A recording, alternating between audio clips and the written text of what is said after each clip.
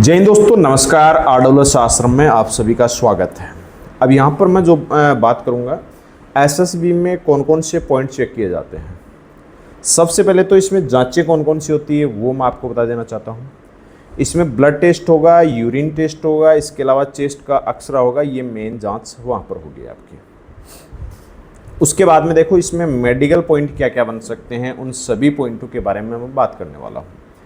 कौन सा ज़्यादा पॉइंट बनता है उसके बारे में भी आपको मैं बताने वाला हूँ। सबसे पहले अगर हम बात करें तो वाइब्रेशन। अब वाइब्रेशन कंपन होता है। कंपन का कारण क्या है कि आजकल के जो लड़के होते हैं वो मतलब प्रॉपर भोजन नहीं ले पाते हैं, या थकान हो जाती है, या पोषण की कमी हो जाती है। इस वजह से हाथ में कंपन हो जाता है। कई बार इस तरीके से सीधा हाथ करते हैं तो उस टाइम में कंपन आपको नज़र आता है ऐसे।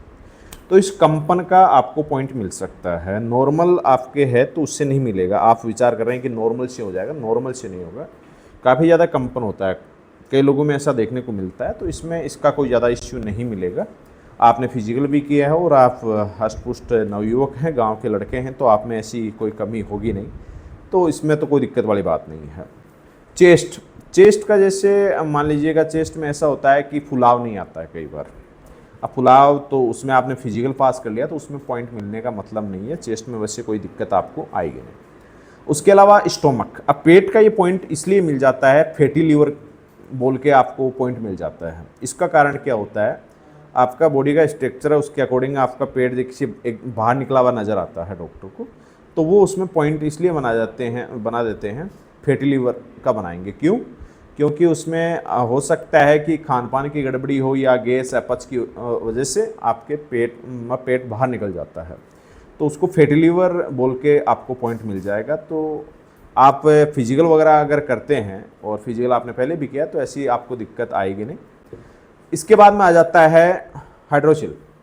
ये क्या होता है? हाइड्रोशिल में क्या होता है? हाइड्रोशिल में मैं आपको बता देना चाहता हूँ, इसमें अंडकोश में पानी भर जाता है। अंडकोश में पानी क्यों भर जाता है? कई बच्चे गलती ये कर देते हैं कि जैसे रनिंग वगैरह करते हैं तो उस टाइम में जैसे टाइट या लंगोट का यूज़ नहीं करते हैं। इस एज के अंदर आप बिना लंगोट या टाइटी के आप रनिंग करते हैं तो ये समस्या आपके सामने आ सकती है। तो इस चीज़ का आप भी ध्यान रखें विशेष। इसके अलावा पेनिस का होता है कि इसमें पेनिस में नॉर्मल पॉइंट ये मिलता है कि उसमें जैसे पेनिस में एक छेद होना चाहिए, वहाँ पर कई बच्चों के 2 छेद देखने को मिल जाते हैं। इस वजह से वहाँ पर पॉइंट मिल जाता है। तो आप पेनिस अगर प्रॉपर सही है तो उसमें आपको कोई दिक्कत नहीं आएगी।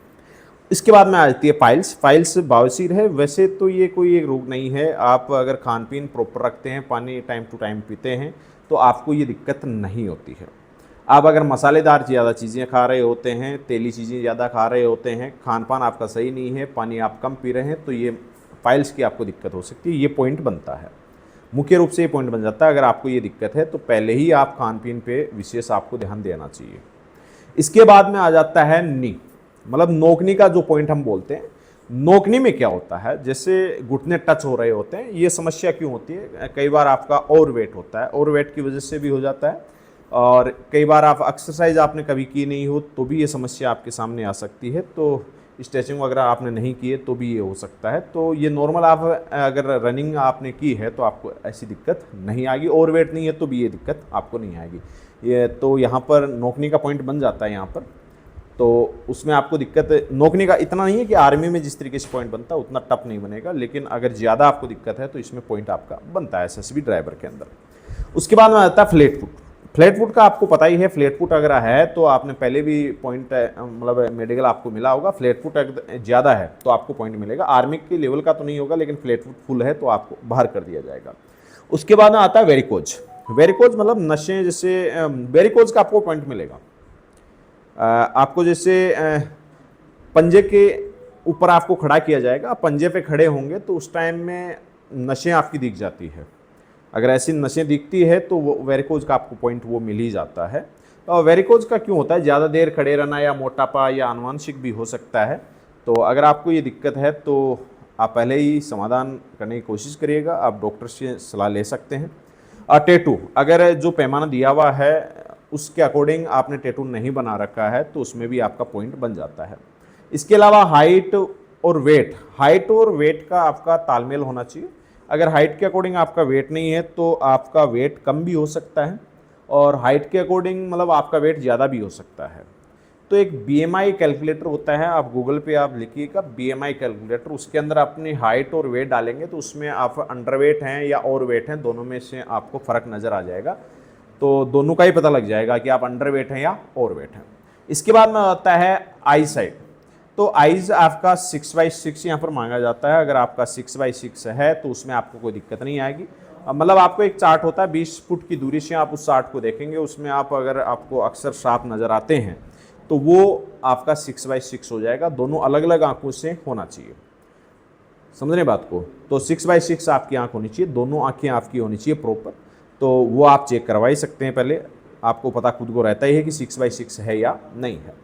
कलर विजन, कलर विजन में आपको एक बुक मिलती है, उस बुक के अंदर यदि आप देखेंगे तो आपको पता लग जाएगा कि उसमें आप अक्सर पढ़ पा रहे हैं कि नहीं पढ़ पा रहे हैं। अगर नहीं पढ़ पा रहे हैं तो कलर विजन है तो आपको तैयारी नहीं करना चाहिए किसी भी कंडीशन में, आपको अभी से अपना ट्रैक चेंज करने लेना चाहिए। दूसरी आपको तैयारी करनी चाहिए, अगर कलर विजन है आपको किसी भी कंडीशन में अंदर नहीं किया जाएगा। पेन पॉइंट मतलब है आपको जिस तरीके से पेन यहाँ पर घुमाया जाएगा, इसका मतलब आपकी नज़र उस पर प्रॉपर आपकी चल नहीं पा रही है तो भी आपको यहाँ पर पॉइंट मिल जाता है। उसके बाद में अगर हम बात करें तो आगे आता है कान का। तो कान का तो नॉर्मली आप साफ सफाई करवा के जाएंगे तो आपको दिक्कत नहीं आएगी। छेद वगैरह होगा तो आपको पॉइंट मिलेगा वहाँ पे। अगर धब्बा है तो उसका पॉइंट यहाँ पर मुश्किल है, लेकिन अगर छेद है तो आपको पॉइंट मिल जाएगा। आर्मी इतना टफ नहीं होता, लेकिन आप साफ सफाई करके जाएंगे तो कान में ज़्यादा कोई दिक्कत आपको आएगी नहीं। इसके अलावा नोज में आप देखेंगे, नाक के अंदर देखो अड्डी अगर टेढ़ी मेढ़ी है तो वो आपको पॉइंट जरूर मिल जाता है, बाकी इसमें कोई दिक्कत नहीं होती है। नज़ला की अगर दिक्कत है तो भी आपको पॉइंट दिया जा सकता है उस टाइम में। तो सर्दी जुकाम का विशेष आपको ध्यान रखना है। दांत की समस्या, दांत में क्या होता है, आप साफ सफाई नहीं करके गए हैं, अगर दांत में कीड़ा लगा हुआ है और जैसे आपकी जो दांत है उसमें कीड़ा लगा हुआ है या साफ सफाई नहीं कर रखी है तो भी पॉइंट मिल सकता है, या टूटा हुआ दांत है तो भी आपको पॉइंट मिल जाता है। इसके बाद में हम बात करें शोल्डर की। तो कंधे में तो क्या होता है, जैसे हाथ को रोटेशन में आपको क्लॉकवाइज और एंटी क्लॉकवाइज आपको रोटेशन करना होता है। प्रॉपर तरीके से अगर घूम रहे हैं तो उसमें कोई दिक्कत वाली बात नहीं है, ये नॉर्मल है। आपको एक साथ में ये प्रैक्टिस आपको करवा ली जाएगी।